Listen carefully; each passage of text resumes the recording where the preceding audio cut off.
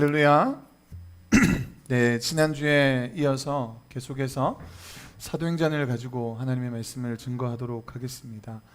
최근에 지금 컴퓨터도 그렇고 제 마이크도 계속해서 이렇게 조정 중에 있는데 유튜브에 예배 실황을 들어보니까 어쩔 때는 이제 막 동굴 소리도 나고, 조금 어떨 때는 이렇게 그 잡음 소리도 많이 나고, 화면이 어쩔 때는 끊기기도 하고 그렇더라고요. 그래서 지금 계속해서 영상은 잡았는데 소리는 이제 또 오늘 어떨지 모르겠습니다.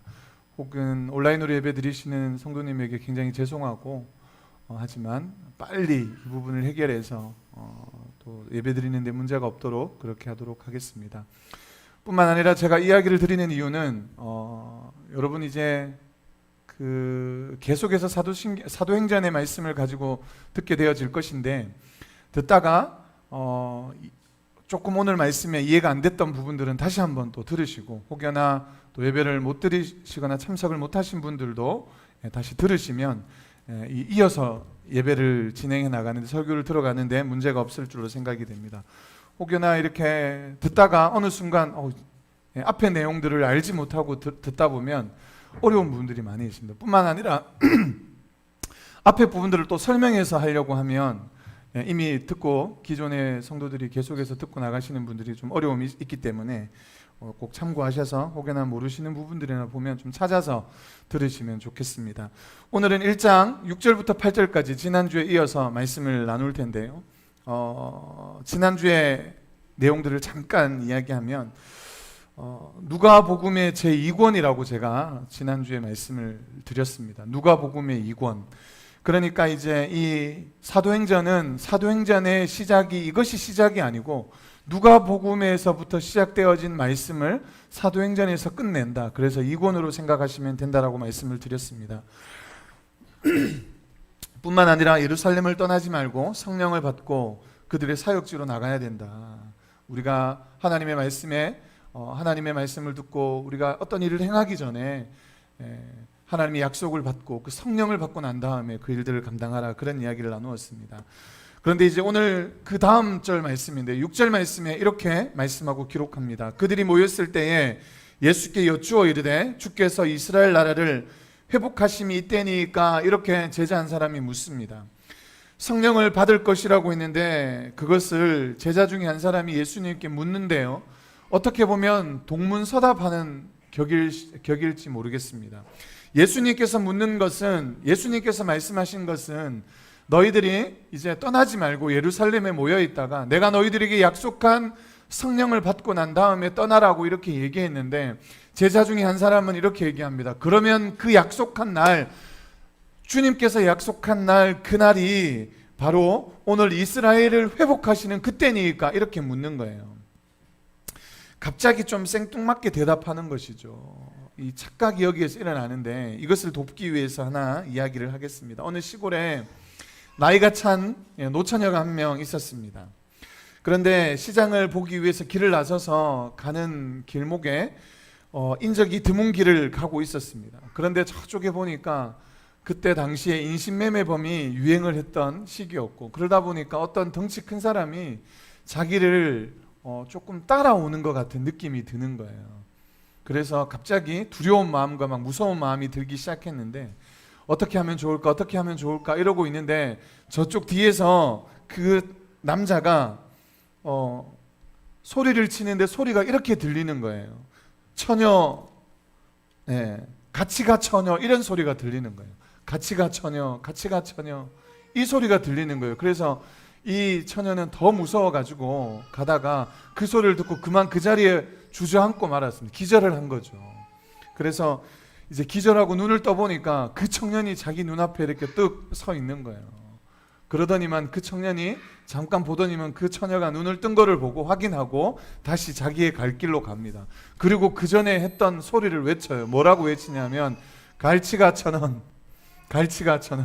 여기서 웃어야 되는데, 같이 가 처녀가 아니고 갈치가 천원.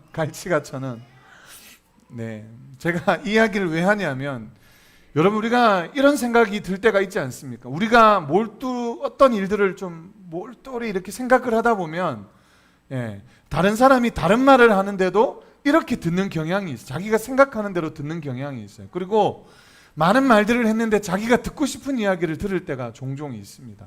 오늘 제가 이야기를 하는 이유가 뭐냐 하면 예수님의 제자가 그런 거예요. 예수님이 뭐라고 말씀하냐 하면 이제 너희가 그 몇 날 못 되어서 성령을 받게 될 것이다. 성령 충만을 받게 될 것이다. 약속한 대로 그때 약속한 것대로 성령을 받을 것이다 얘기했는데 제자들은 그렇게 말하지 않는 거예요. 제자들은 뭐라고 말하냐면 이스라엘을 회복할 때가 이때입니까? 그러니까 예수님께서 재림할 때가 이때입니까? 뭐 이런 걸 묻고 있는 거예요. 그래서 저는 왜 제자들이 생뚱맞게 6절에 왜 그것을 묻고 있을까 생각을 해본 거예요. 왜 예수님께서는 이제 성령 충만함을 받아서 너희들이 온 곳으로 떠나서 예수님의 제자로서 지금까지 3년 동안 가르쳤던 것을 증거할 것이라고 생각했는데 왜 제자들은 그런 생각을 하지 않고 왜 마지막 때가 지금입니까? 왜 이스라엘의 회복의 때가 이때입니까? 라고 물었을까 생각을 해본 거예요. 그런데 이 말씀을 우리가 알려면 한 가지 빼놓지 말아야 될 것이 있는데요. 그 시대적 배경을 정확하게 이해해야 되는 겁니다. 시대적 배경이 뭐냐면 여러분 사도들이 입장에서 한번 생각해 보면 이제 배도 버리고 생업도 버리고 가족도 버리고 모든 걸 버리고 예수님을 쫓아서 예수님을 따라갔습니다. 예수님을 따라갔던 제자들에게 남겨진 것은 바로 그들에게 한 자리쯤 그리고 이 예루살렘으로 입성했을 때 적어도 한 자리쯤 할 것이라고 생각했는데 한 자리가 아니라 오히려 더 어려움과 힘든 일들만 그들에게 남아있는 거예요. 예수님은 떠났죠. 그런데 예수님은 떠나면 상관없습니다. 예수님의 제자라고 불려지는 많은 사람들을 그 사람들이 손가락질하고 네가 예수님의 제자 아니냐, 예수님이 죽은 것처럼 너도 죽으라고, 너희들은 왜 그냥 그렇게 사냐고 그렇게 비난하고 손가락질 받고 어려움을 당했던 것이 바로 예수님의 제자가 아니었겠습니까? 사도들의 삶이 더 힘겹고 어려운 삶을 살았습니다. 그러니까 오죽하면 모든 것을 내려놓고 다시금 그 옛날의 모습으로 돌아갔겠냐 하는 것이죠. 이제 힘들들 만큼 힘든 삶을 살아가다 보니까 이제 예수님의 이 마지막 때가 임하면 너무 좋겠는 거예요. 예수님의 이스라엘의 회복의 때가 오면 너무 좋겠는 거예요. 이제 적어도 예수님께서 내가 약속한 그때가 임할 것이다 하니까 그 약속만 생각하고 제자들의 머릿속에는 그래, 바로 예수님이 말씀하셨던 이스라엘을 회복할 그날, 그러니까 우리에게 왕으로 오셔서 이스라엘을 다스릴 그분이 오실 그날이 바로 이때라고 생각을 하게 된 것 같아요.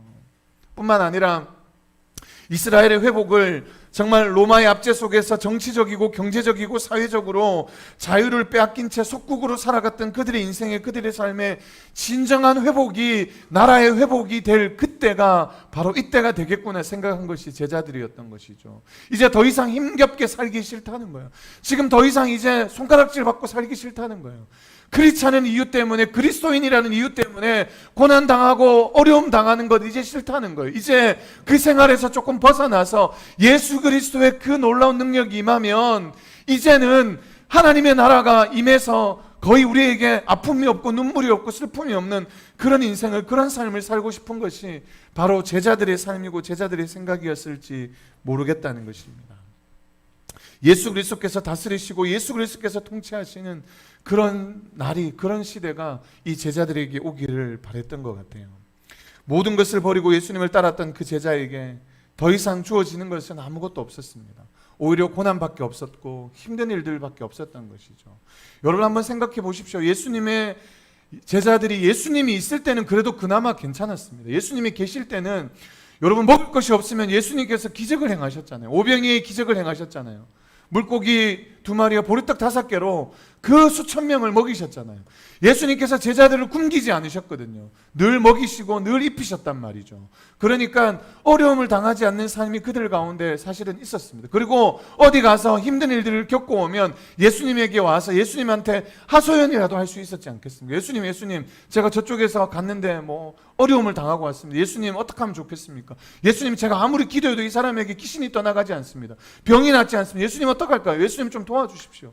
그렇게 어떻게 언덕이라도 비빌 그런 분이 예수님이 계셨는데 이제 예수님이 없는 거예요. 그런데 여러분 알고 계시는 것처럼 예수님의 제자들이 이 마지막 예수님이 승천하시기 직전에 예수님의 삶을 보면 어디 한 자리라도 하려고 누가 크냐고 다투고 싸웠던 사람들이 예수님의 제자였습니다.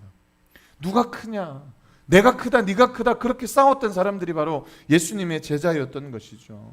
그런데 그들 가운데 찾아온 것은, 그들 가운데 정말 필요했던 것은 그냥 오늘 예수님이 말씀하고 있는 것처럼 놀라운 구원의 역사, 능력의 역사가 아니고 그들 가운데 필요했던 것은 떡이었을지 모르겠습니다. 그들 가운데 필요했던 것은 지금 당장에 주어지는 안식이고 지금 당장에 주어지는 평안이 그들의 삶 가운데 필요했는지 모르겠습니다. 지금 뭐 대단한 구원, 훗날에 이루어질 대단한 역사가 그들 가운데 필요했던 것이 아니고 당장에 지금 당하고 있는 이 고난의 끝이 왔으면 좋겠고 당장에 지금 우리의 삶 가운데 떡이라도 생겼으면 좋겠다. 생업도 버렸잖아요. 생업도 버려놓고 따라갔던 예수님의 제자들이니까 먹을 것도 없었던 그들에게 당장에 먹을 거리라도 생겼으면 좋겠다고 생각한 것이 예수님의 제자 아니었겠습니까? 그런데 그런 제자에게 예수님이 말씀하고 있는 것은 생명의 떡이라고 말씀하고 있지만 그것이 문제가 아니고 너희들이 지금 그 약속을 받아야 되는데 이르시되 7절에 이렇게 말씀합니다. 때와 시기는 아버지께서 자기의 권한에 두셨으니 너희가 알 바 아니다. 그런 건 너무 생각하지 말고 하나님의 그 너무 먼 일 생각하지 말고 지금 너희들에게 주어질 것이 있는데 그 약속을 붙들고 살아가면 분명히 너희들의 인생의 삶 가운데 승리하며 나가게 될 것이다. 그렇게 말씀합니다. 그리고 말씀하고 있죠. 성령이 너희에게 임하시면 이라고 말씀합니다. 오늘 1장 8절에 성령이 너희에게 임하시면 너희가 권능을 받고 예루살렘과 온 유대와 사마리아 땅끝까지 이르러서 내 증인이 되리라 이렇게 말씀합니다. 여러분 이 말씀을 조금 제가 예전에 몇 년 전에 한 2년 전에 이 말씀을 가지고 잠깐 설교를 한 적이 있는데 그때 들으신 분이 많이 없으신 거라고 생각이 들어지고 또 혹여나 들으셨더라도 조금 보강해서 말씀을 좀 나누었으면 좋겠습니다. 성령이 너희에게 임하시면 이 성령이 임한다는 말은 이것입니다. 성령을 내가 받으면 이라는 말이 원어의 정확한 의미를 살펴보면 성령이 우리에게 오시면입니다. 성령이 우리에게 오시면 성령을 내가 받고 싶다고 막 받을 수 있는 것이 아니고 성령께서 우리의 삶 가운데 찾아오시면 그리고 어떤 또 학자는 이렇게 해석합니다. 성령이 우리에게 내리시면 이라는 단어로 표현합니다. 이 말은 결국은 수동태라는 거예요. 수동태. 내가 하고 싶다고 할 수 있는 것이 아니고 내가 가지고 싶다고 가질 수 있고 내가 먹을 수 있다고 먹는 것이 아니고 그분께서 내게 임하셔야지, 그분께서 내게 오셔야지, 그분께서 내게 내리셔야지만 우리에게 능력이 임할 수 있다는 것이죠. 그것이 바로 성령이라는 것입니다. 그래서 우리가 성령을 원할 때 우리가 기도할 때 그렇게 하는 것 아니겠습니까? 성령이 우리에게 임하시도록 우리가 기도하고 기다려야 합니다. 그래야 그 성령의 충만한 역사가 우리에게 임하는 것이죠. 그런데 우리가 헷갈리지 말아야 될 것은 오늘 이 예수님께서 말씀하시는 이 성령의 역사는 바로 오늘 우리가 이제 사도행전 나중에 2장에 가면 경험하겠지만 오순절에 그 성령의 역사를 말하는 건데요. 이 성령께서 이 한 사람 한 사람의 그 삶의 모든 영역에 그 성령의 충만한 역사를 부어 주신다는 것입니다. 그 성령의 역사를 부어 주실 것인데 그 성령의 역사가 임하는 것은 바로 우리 가운데 놀라운 능력이 나타나는 것이죠. 성령은 바로 성령이 우리에게 임하시면 그것은 대단한 능력을 말씀하고 있는 것입니다. 제자들이 원했던 것은 그냥 단순하게 이 삶 가운데서 조금 벗어나고 이겨낼 수 있는 삶들을 원했지만 정말 예수님께서 이들에게 말씀하시는 것은 그 정도가 아니었습니다. 놀라운 권능과 놀라운 능력을 그들에게 말씀해 주고 있는 것이죠. 그래서 말씀하고 있는 것입니다. 성령이 너희에게 내리시면, 성령이 너희에게 임하시면, 성령께서 너희들에게 오시면 너희가 그 성령께서 주시는 권능을 받아라고 말씀하시죠. 여기서의 권능, 두나미스 이 권능은 굉장한 능력을 말씀하고 있는데 이것은 어떤 폭탄을 터뜨릴 때 어떤 그런 능력을 말하고 있는 겁니다. 대단한 능력을 너희들이 받고 그 능력을 받고 난 다음에 너희가 어디로 가라고요? 예루살렘과 사마리아와 온 땅끝까지 이르러서 예수 그리스도의 증인의 삶이 되라고 말씀합니다. 그런데 오늘 성경의 말씀을 우리가 같이 한번 이 사도행전 1장 8절의 말씀을 같이 다시 한 번만 읽어보겠습니다. 같이 읽겠습니다. 시작. 오직 성령이 너희에게 임하시면 너희가 권능을 받고 예루살렘과 온 유대와 사마리아와 땅끝까지 이르러 내 증인이 되리라 하시니라. 여러분 여기서 너희가 꼭 되어야 돼 라기보다는 너희가 권능을 받을 때 진정한 내 제자의 삶을 살아가게 될 것이다 라고 예수님께서 선언하시는 거예요. 너희가 정말로 예수님의 제자답게 살아가기 위해서 안간 몸부림을 치고 힘겹게 그렇게 살아가지만 그것이 아니고 너희가 정말로 제자답게 살아갈 수 있으려면 권능을 받아야 된다. 성령을 통하여서 권능을 받을 때 너희가 진정으로 내 제자가 되어질 것이야. 그렇게 우리에게 말씀해 주고 있는 거예요. 우리가 권능을 받고 예수님의 제자로, 예수님의 그 제자로서의 삶을 살아갈 수 있는 것은 성령이 우리에게 먼저는 임해야 될 것이고, 그 권능의 역사가 우리의 삶 가운데 나타날 때에 우리가 예루살렘과 유대와 사마리아 땅끝까지 이르러서 주님의 증인이 되는 삶을 살아가게 될 줄로 믿습니다. 할렐루야. 그렇다면 한번 우리가 생각해 봐야 되는 것이죠. 이 성령은 누구에게 임할 수 있는 것이냐? 성령은 특별한 사람에게 오는 것이냐? 그러면 적어도 사도쯤 되어야지 성령이 오는 것이냐? 그렇지 않습니다. 우리가 사실은 이제 지금까지 신앙생활 해보면 많은 사람들이 간증을 하고 삶을 나누다 보면 제가 성령 세례를 받았습니다, 뭐 이런 이야기들을 하지 않습니까? 제가 어떤 수련회 때 혹은 어떤 집회 때나 어떤 말씀을 듣다가 찬양을 하다가 성령을 경험한 예들을 우리가 간증을 통해서 나누고 하긴 하는데요, 성령의 충만한 역사를 여러분 누가 받을 수 있냐면 기다리는 자에게 임하게 될 줄로 믿습니다. 아멘. 여러분 특별한 사도들에게 임하는 것이 아니고요, 예수님의 그 말씀대로 그 약속을 기다리는 자에게 성령의 충만한 역사가 임할 줄로 믿습니다. 사모하는 자에게 성령의 역사가 이루어지게 될 줄로 믿습니다. 할렐루야. 저와 여러분들이 그 성령을 받고 그 성령께서 주시는 놀라운 권능의 역사가 우리의 삶을 뒤덮기를 소망하는데요, 그 삶이 여러분들의 삶 가운데 임할 때에, 우리가 그 권능이 임할 때에 진정으로 예수 그리스도의 제자로, 예수 그리스도의 성도로 우리가 살아갈 수 있게 되는 줄로 믿습니다. 힘든 시간들 우리가 아무리 잘 싸우고 우리가 아무리 잘 이겨내 보려고 해도 여전히 넘어지고 쓰러지고 아파할 수밖에 없는데요, 우리가 이길 수 있는 힘이 무엇이다고요? 그 권능의 역사가 우리 가운데 임할 때. 그런데 제가 지난주에도 말씀드렸지만 이 성령의 역사가 한 번의 역사로 끝나는 것이 아니고 날마다 우리의 삶 가운데 성령의 충만한 역사를 기도해야 됩니다. 솔트라인이라고 여러분 들어보셨습니까? 솔트라인. 이게 무슨 이야기냐면 강과 바다가 근접해 있는, 그러니까 강에서 물로 들어오는 이 근접해 있는 이 지역에 여러분 솔트라인이 있다는 거예요. 짠맛을 내는 그 마지막 라인이 있는데 조금만 강 쪽으로 넘어가면 짠맛이 없고요, 그리고 바다 쪽으로 많이 지나가면은 이 짠맛이 나겠죠. 그 라인이 있는데 비가 많이 오면 어떻게 되겠습니까? 강 쪽으로, 그러니까 그 짠맛의 강이 바다 쪽으로 더 많이 밀려가게 되고, 반대로 가뭄이 들면 강 쪽으로 그 솔트 라인이 더 넘어오는 거예요. 바닷물이 더 많이 넘어오는 겁니다. 여러분 성령의 역사도 저는 이것이라고 생각합니다. 우리가 주님 성령께서 우리의 삶 가운데 들어오시도록, 우리의 삶 가운데 우리의 삶의 주인이 주님이심을 내어드릴 때 우리가 이 강의 솔트라인이 우리의 모습이 아니라 성령의 역사를 통해서 계속해서 넘어갈 수 있게 되어지는 것이죠. 그런데 반대로 우리가 넘어지고 쓰러지고 여전히 성령을 의지하지 않고 말씀을 의지하지 않을 때 이 라인이 계속해서 무너지게 되어지는 겁니다. 우리가 성령 충만한 역사를 살기 위해서는 비가 많이 와서 그 솔트 라인이 바닷가 쪽으로 계속해서 넘어가는 것처럼 우리의 신앙도, 우리의 삶도 마찬가지라는 것이죠. 성령의 충만하심을 날마다 기대하고 우리가 말씀을 사모함으로 아버지 앞에 우리의 삶을 맡길 때 그 성령의 능력이, 성령의 역사가 우리의 삶 가운데 우리를 뒤덮고 그 능력이 예루살렘과 사마리아로 나갈 수 있는 힘의 원동력이 되어지는 것이죠. 그래서 우리가 믿음으로 이길 수 있는 힘이 여기에 있다는 겁니다. 날마다 그래서 성령 가운데 우리의 삶을 내어드릴 때 자꾸 우리의 인간적인 생각과 인간적인 욕심을 계속해서 추구하다 보면 성령께서 우리 안에 역사하실 수 있는 힘이 없습니다. 성령께서는 인격적이십니다. 그래서 우리가 우리의 삶을 내어드릴 때 그분께서 내어드린 만큼 우리의 삶의 영역의 주인이 되어주시는 거예요. 강제로 문을 열고 들어오시는 분이 아니십니다. 우리의 삶에 그분을 초대하고 우리의 삶의 영역에 우리의 삶의 주인의 자리를 그분 앞에 내어드릴 때 그분께서 우리의 삶을 주장하시고 우리의 삶 가운데 능력을 행하실 줄로 믿습니다.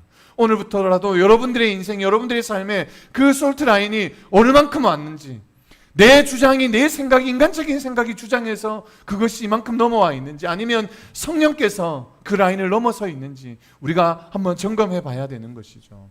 우리의 삶 가운데 그렇게 성령께서 우리의 삶을 주장하도록 내어드릴 때 우리의 삶이 승리하는 삶이 되어질 줄로 믿습니다. 제자들이 그 권능을 받고 예루살렘과 유대와 사마리아 땅끝까지 이르러서 주님의 증인이 될 수 있는 이유가 여기에 있는 것이죠. 그 약속의 말씀을 기다리고 그 약속의 말씀을 받고 성령의 충만한 삶을 살아갈 때에 그들 가운데 어려운, 여러분 여전히 물질 때문에, 여전히 아이들이 자녀를 키워내는 문제 때문에, 여전히 관계 때문에, 수많은 노후 때문에, 걱정과 불안과 염려가 여전히 많이 있지만, 제자들의 인생에 여러분 예수님께서 성령의 충만함을 입으라 그러면 당장의 모든 문제가 해결될까요? 나를 막 욕하고 핍박하던 사람들이 그냥 사라지고 더 이상 아무런 문제가 일어나지 않을까요? 그렇지 않습니다. 여전히 그들이 맞닥뜨려야 되는 상황들은 핍박하고 어려워하고 힘겨워하는 삶을 살아가야 합니다. 그런데 성령 충만한 역사가 그들 가운데, 그들의 인생의 삶에 임할 때에, 성령이 내 삶을 지배하며 나갈 때에, 권능이 임할 때 그 권능의 역사가 그 어려운 난간들을, 순간들을 뚫고 이겨내게 만들 줄로 믿습니다. 할렐루야. 우리 믿음의 성도는 바로 그것을 믿고 나가는 성도입니다. 고난이 있지만, 어려움이 있지만, 여러분 세상의 어떤 상황들이 갑자기 모든 것이 그냥 바뀌지 않습니다. 그러나 우리가 믿음 가운데 선포하며 그 길들을 낼 때에, 믿음으로 나아갈 때에 우리의 삶이, 우리의 상황이 바뀌게 되어질 줄로 믿습니다. 그 믿음이 저와 여러분들에게 있기를 주의 이름으로 축복합니다. 자, 말씀을 또 정리할 텐데요. 마지막까지 그 믿음의 삶을 살아갈 수 있는 사람이 누구냐? 여러분, 기다리는 사람. 대단한 사람이 아니고 정말로 그 약속의 말씀을 기다리고 기대하는 사람이 그 하나님의 은혜를 누리게 될 줄로 믿습니다. 대단한 사람이 아니라 그 말씀을 믿고 나가는 사람일 줄로 믿습니다. 이야기만 하고 오늘 설교를 마칠까 하는데요. 어느 수도원에 새로운 수도사가 들어왔습니다. 새로운 수도사가 들어와서 그분이 훈련을 잘 받고 있는 중에 그 수도원 원장이 그분에게 오늘 설교를, 그 수도원, 새롭게 들어온 수도사에게 설교를 맡긴 거예요. 맡겨서 이제 오늘 저녁에는 당신이 설교하십시오 하고 그 사람이 섰습니다. 앞에 딱 보니까 수도원 원장도 앉아있고 많은 사람들이 앉아있는데 설교를 하려고 하다 보니까 설교해야 될 내용들이 생각이 나지 않는 거예요. 그래서 그 앉아있는 사람들에게 이렇게 묻습니다. 여러분, 제가 오늘 무슨 설교를 할지 아십니까? 라고 물었대요. 그러니까 청중들이 모르죠. 그러니까 몰라요 라고 대답하니까 이 사람이 이렇게 얘기했답니다. 저도 잘 모르겠습니다 하고 설교를 끝내고 내려갔대요. 그래서 이 원장이 기가 차고, 그래서 다음 주에 다시 이제 그 수도사를 그 자리에 앉혀 놓았대요. 수도사를 앉혀서, 그러니까 설교하도록 했다는 거예요. 그래서 그분이 다시 이렇게 왔습니다. 그래서 이제 첫 번째 또 묻습니다. 성도님들, 제가 오늘 무슨 설교할지 아십니까? 라고 물으니까, 이제 지난주에 당해봤잖아요. 모릅니다 하니까 나도 모릅니다 하고 내려가 버렸으니까 이제는 짠 것처럼 이제 압니다 했대요. 그러니까 그분이 어떻게 했을까요? 아니까 그대로 사십시오 하고 그렇게 내려갔다는 거예요. 그래서 수도원 원장이 다시금 한 번만 더 세워보자 해서 그 사람을 다시 세웠습니다. 그래서 이제 그 사람이 할 질문이 뭔지 이제 앉아있는 사람들이 아니까 이번에는 지혜롭게 반반 나눈 거예요. 이쪽은 안다, 이쪽에는 모른다. 그래서 여러분, 제가 오늘 무슨 설교할지 아십니까? 그러니까 반반이 나오는 거예요. 이쪽에서 모른다, 이쪽에서는 안다 나오니까 그 수도사가 뭐라고 얘기했는 줄 아십니까? 뭐라고 얘기했냐면, 아는 사람이 모르는 사람에게 가르쳐 주십시오 하고 내려왔다는 거예요. 그래서 이 수도원 원장이 그 말을 듣더니만, 이 대단한 명언이다, 맞다, 아는 사람이 모르는 사람에게 가르쳐 주라. 그래서 그 수도원에 그 글귀를 새겨놓고 했다는 거예요. 크리스찬은 적어도 우리가 아는 것을 다른 사람에게 가르쳐 줄 필요가 있다. 여러분, 우리가 대단한 능력이 있어서 사람들에게 복음을 전하고 대단한 능력이 있는 사람들만 예루살렘과 사마리아 땅끝까지 이르러서 주님의 증인으로, 제자로 살아가는 것이 아니고, 여러분, 약속의 말씀을 기다리고 그 하나님의 말씀을 받은 우리가 성도라면 누구나 우리가 알고 있는 사실들을 증거하고 가르치는 자의 삶을 살아야 될 줄로 믿습니다. 오늘 성령이 너희에게 임하시면 너희가 권능을 받고 예루살렘과 온 유대와 사마리아 땅끝까지 이르러서 주님의 증인이 되는 삶을 살아가는 것은 바로 그 권능의 역사를 기다리고 받은 성도들의 삶을 통하여서 온전하게 드러내는 것인 줄로 믿습니다. 오늘 저와 여러분들이 진정한 제자의 삶으로, 제가 여기서 제자들은 어떻게 순교에 있는 줄 아십니까? 라고 이야기할 수 있지만, 순교적 삶을 살아라 이렇게까지 말하지 않는다 해도 적어도 우리가 제자의 모습으로, 증인의 모습으로 살아가야 되지 않겠습니까? 우리가 알고 있는 것, 우리가 받았던 것, 우리가 누렸던 것, 우리가 경험한 것들, 그것을 사람들에게 가르쳐주고 나누어 주는 것이 바로 성도가 감당해야 될 사명일 줄로 믿습니다. 오늘 우리가 이 말씀을 묵상하면서, 말씀을 정리하면서 우리의 인생에, 우리의 삶에 정말 하나님, 우리가 그 약속의 말씀을 기다리고 하나님이 주시는 그 성령의 능력을 받아서 우리가 예루살렘부터, 우리 가정부터, 우리가 가까운 곳에서부터 정말로 주의 복음을 들고 하나님의 말씀을 증거하며 살아가겠습니다. 그곳이 땅끝이 될지라도 하나님의 복음의 말씀을 들고 서겠습니다. 그런 믿음의 고백이 저와 여러분들이 있기를 주의 이름으로 축복합니다. 누구나 할 수 있다는 것, 누구나 기다리는 자에게 성령이 임할 것이고 그 성령의 충만함을 입어서 여러분 누구나 하나님의 말씀을 증거할 수 있다는 사실. 그래서 여러분 가족들에게, 가까운 사람들에게, 친척들에게, 직장 동료들에게 내가 믿는 예수, 내가 만난 그 예수를 증거하고 또 그 증인의 삶을 살아갈 수 있는, 그 권능의 역사를 살아갈 수 있는 저 여러분들 다 되어지기를 주의 이름으로 축복합니다. 기도하겠습니다.